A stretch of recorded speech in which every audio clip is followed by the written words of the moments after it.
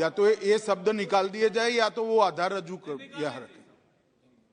इनके पास एक भी आधार हो किसी पत्रकार का, नेता का, उनके खुद का, यहाँ रखना चाहिए सदन पर। सदन मान्य अध्यक्ष, सदन गंभीरता के साथ बहस के लिए है, स्वच्छंदी राजनीतिक आरोपों के लिए नहीं है। सदन हर सदस्य ने बोलते वक्त इसकी तथ्य को यहाँ रखने की पात्रता रखने के बाद बोलना चाहिए। दीजिए सर, तो हम क्या कर सकते हैं? आप आदेश दीजिए, हम आपके आदेश के अनुसार आप जो भी आपको लगता है कि सदन की मर्यादा का अगर मैंने कोई उल्लंघन किया है तो आप आदेश दीजिए। लेकिन यहाँ पे सर हम जो भी हम बात रखते हैं जिम्मेवारी से रखते हैं।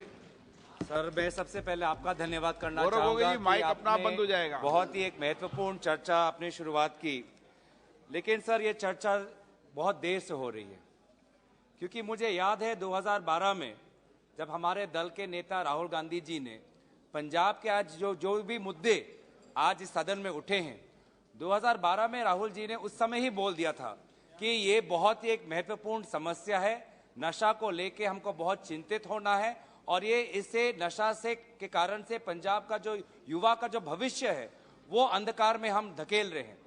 लेकिन उस समय जब सत्ता पक्ष जो हमारे यहाँ पे थे, उनके राजनीतिक टिप्पणी आई, विभिन्न प्रकार से इन्होंने बोला, आलोचना की, तो हम बार बार ये कहना चाहते हैं कि हम विपक्षी दल होने के नाते कोई भी मुद्दे अगर हम उठाएं तो उसका मतलब यही नहीं कि आप वहीं आलोचना कर दो। किसी मुद्दे में कोई मूल्य है और उस मूल्य को समझे।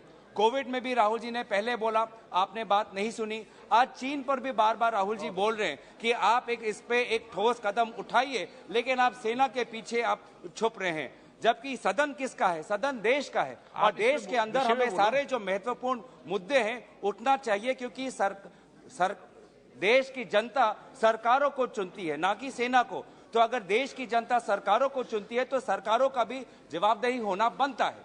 अगर आप आज ड्रग्स की हम बात करते हैं, ड्रग्स कहाँ से आते हैं सर? इधर पानी से आएंगे, सागर से आएंगे, या सीमा से आएंगे, या अंतर्राष्ट्रीय एयरपोर्ट विमान अड्डों से आएंगे। तो आज हम गृह मंत्री से जानना चाहते हैं कि आपने एयरपोर्ट्स में अपनी किस प्रकार से सर्वेलेंस बढ़ाई है, आपने सी बॉर्डर पे किस प्रकार से अपनी सर्वेलेंस बढ़ाई है, और अपने लैंड बॉर्डर पे आपने किस प्रकार की अपने सीमाएं बढ़ाई हैं। क्योंकि हम जानना चाहते हैं कि ये तो कोई नया मुद्दा नहीं है।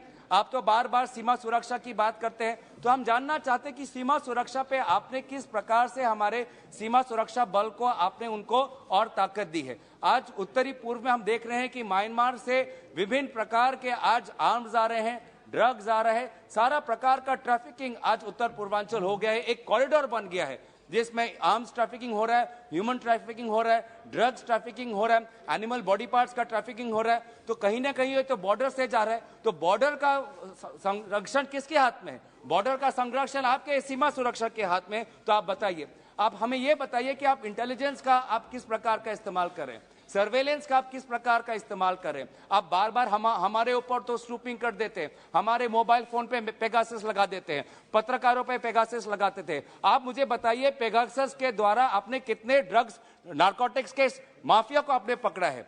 आप जो सर्वेलेंस हम पे लगाते हैं, आपने कितने ड्रग्स के माफिया, बड़े बड़े माफियाओं को आपने सर्वेलेंस के द्वारा पकड़ा है? आप ये भी हमको बताइए। इन्होंने बहुत गंभीर आरोप किया है कि इनके मोबाइल पर पेगासिस लगा है। आधार उनको सदन में रजू करना चाहिए। ऐसे नहीं बोल सकते आप। या तो ये शब्द निकाल दिए जाए या तो वो आधार रजू कर यहाँ रखें। इनके पास एक भी आधार हो किसी पत्रकार का, नेता का, उनके खुद का, यहाँ रखना चाहिए सदन पर। मान्य अध्यक्ष, सदन गंभीरता के साथ बहस के लिए है, स्वच्छंदी राजनीतिक आरोपों के लिए नहीं है। सदन हर सदस्य ने बोलते वक्त इसकी तथ्य को यहां रखने की पात्रता रखने के बाद बोलना चाहिए। सर मेरा फिर आग्रह है कि अगर मेरी से कोई गलती हुई है तो सरकार ये कबूल करे कि पेगासस का इस्तेमाल नहीं करती। आप कहना है साहब, इन्होंने कहा है कि इस्तेमाल हुआ है, उन पर हुआ है, आप तथ्य रख दो। बाकी तो सुप्रीम कोर्ट ने तय कर लिया भाई, बदनामी नहीं है आपके नेता की तरफ। आदेश दीजिए सर। तो हम क्या कर सकते हैं? आदेश दीजिए, हम आपके आदेश के अनुसार आप जो भी आपको लगता है कि सदन की मर्यादा का अगर मैंने कोई उल्लंघन किया है तो आप आदेश सदन दीजिए। में, लेकिन यहाँ पे सदन सर में हम जो भी हम बात रखते हैं जिम्मेवारी से रखते हैं। माननीय एक मिनट माननीय सदन उच्च सदन है और उच्च सदन में हम अपनी बात को तथ्यों प्रमाणों के साथ रखें तो सदन की मर्यादा बढ़ती है। ये मेरा आग्रह है। सर दूसरा मैं बोल रहा था कि हमको इंटेलिजेंस पे हमको सर्वेलेंस जो बात जहां से उठी है हम ये जानना चाहते हैं कि आपने कौन सी आधुनिक सर्वेलेंस का इस्तेमाल किया है और कौन सी आधुनिक सर्वेलेंस के द्वारा अपने बड़े बड़े माफियाओं को पकड़ा है, ये हमें बता दीजिए। तीसरी हमारी बात है फाइनेंशियल ट्रैकिंग।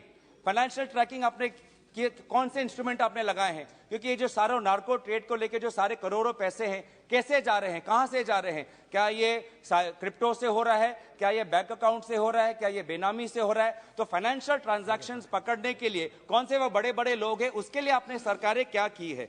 जब 2 और पॉइंट है फिर मैं बंद कर दूंगा। जन जागरण की हम बात करते हैं, जन जागरण की जब हम बात करते हैं तो हमको विभिन्न बेसरकारी संगठनों का हमको इस्तेमाल करना पड़ेगा ताकि वो नुक्कड़ नाटक और विभिन्न प्रकार के जन जागरण के अभियान के द्वारा गांवों में जाएं, जो छात्रों के पास जाकर आप उनको बताएं कि इस पदार्थ की नशीली दवाई हमको नहीं लेनी चाहिए। लेकिन यह सरकार बार बार FCRA को लेकर जो सिविल सोसाइटी है उस पर बार बार ये इन्वेस्टिगेशन करते हैं और सिविल सोसाइटी को भी आज ढंग से काम नहीं करने देते। आखिरी बात है ये कि सर स्पोर्ट्स की हम बात करते हैं, हम भी चाहते हैं कि स्पोर्ट्स बने। मैं खुद भी ड्रग्स को लेके अपने लोकसभा क्षेत्र में फिटनेस के लोके में दौड़ आयोजन करता हूं। अभी तक ड्रग्स के विरोध में मैं 2-3 मैंने युवाओं के साथ दौड़ आयोजन किया है। लेकिन दौड़ के साथ हमारा जो छात्र है वो जानना चाहते हैं कि स्कूल में कोच कहां है, स्कूल में प्लेग्राउंड कहां है? तो ये सरकार स्पोर्ट्स की तो बात करते हैं लेकिन स्कूल में कोच और स्कूल में स्पोर्ट्स इंफ्रास्ट्रक्चर में इन्होंने क्या किया है वो बताइए। और अंत में सर मेंटल हेल्थ में सभी ने ये कहा है, हम भी ये कहना चाहते हैं कि ये ड्रग्स एक कैंसर है, एक कर्कट का रोग है और इस रोग में जो फंसता है उसको हमें एक किसी क्रिमिनल की नहीं कि वो एक रोगी की तरह उसको हम देखना चाहिए। और इसी तरीके से जहां पे हमें पुलिस और सीमा सुरक्षा पे जितना जोर देना है साथ ही साथ रिहैबिलिटेशन पे भी हमें जोर देना चाहिए। धन्यवाद।